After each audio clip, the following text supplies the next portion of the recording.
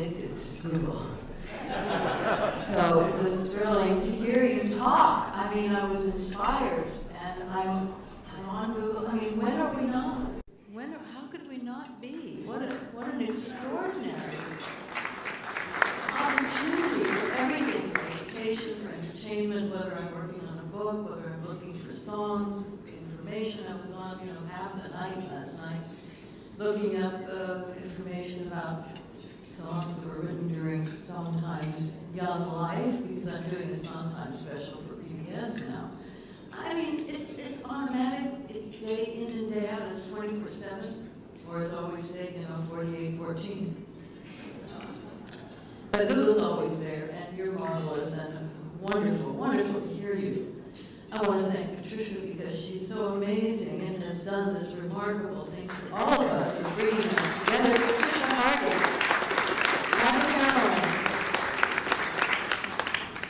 Last year, when I was here in October, I had just been, like you, I had a sort of linguistic issue. I was presented with a genealogist by Patricia, who introduced me to Megan, who was sitting over at the table with her beautiful blonde hair. Megan, stand up and take a bow. She's so wonderful. And Megan presented me with a lot of information. With the English side of my family, I'm half and half. The English have always explained everything more thoroughly than necessary about their history. We have it in all forms, from all the sides. But of course, the Irish were deprived of that in many instances because our histories were lost in fires, they were lost in political issues, they were lost in the famine, they were lost in the churches, they were lost in the fires that burned down and evaporated really so much of our history. But Megan helped me and went into my genealogy. What I was going to say about linguistic is sometimes I confuse genealogy with a gynecologist, but I now have both. You'll be happy.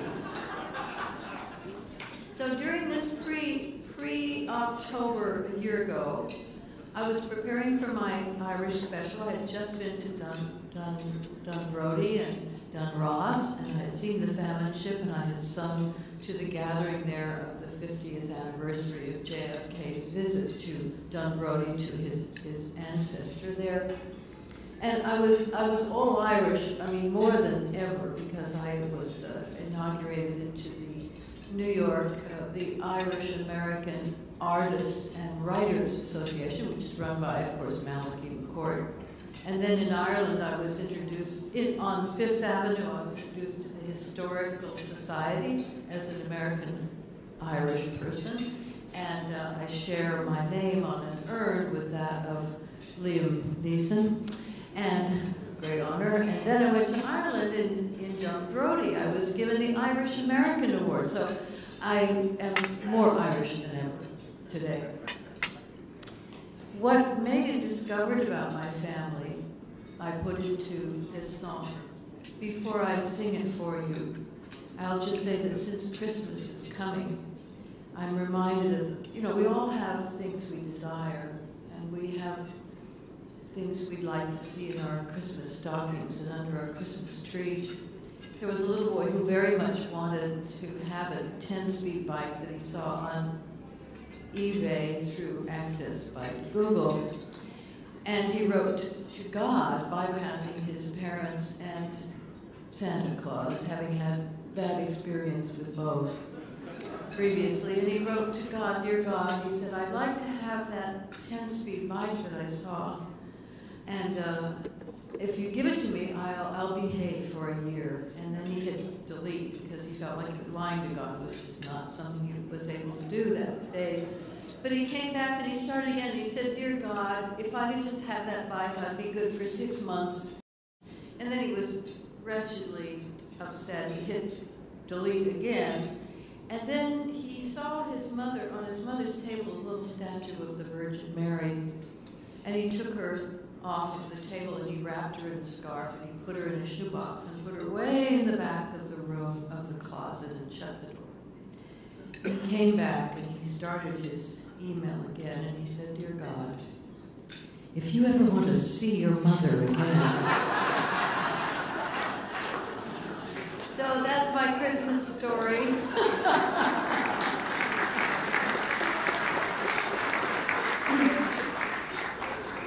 There's a new moon over the Hudson, and the stars are shining bright, and I think about my true love in Ireland tonight.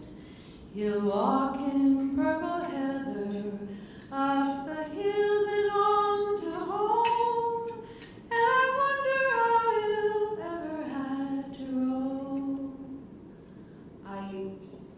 By the way, Patricia just put the story of this song into this month's issue of the Irish American magazine. I am so thrilled that it's there. So you'll read all about it there as well. Central Park at midnight, in a carriage in the snow, I find I dream of industry, where the Irish shamrocks grow. I'm leaving in the morning, I'll sing the old sweet songs, and I'll never leave till all is said and done. There are seas that lie between us, there are rivers we must cross, but I never have forgot the way he smiled. There are hearts that have been broken, and the dream was all but lost, but the Irish music always drove me wild. My father's father's fathers, they sailed from Ireland's shore. They played the drums in Lexington. They fought the Civil War. They died to save the Union. They lived to see me born. And in their dreams they walked the Irish moors. There are seas that lie between us. There are years that have been lost.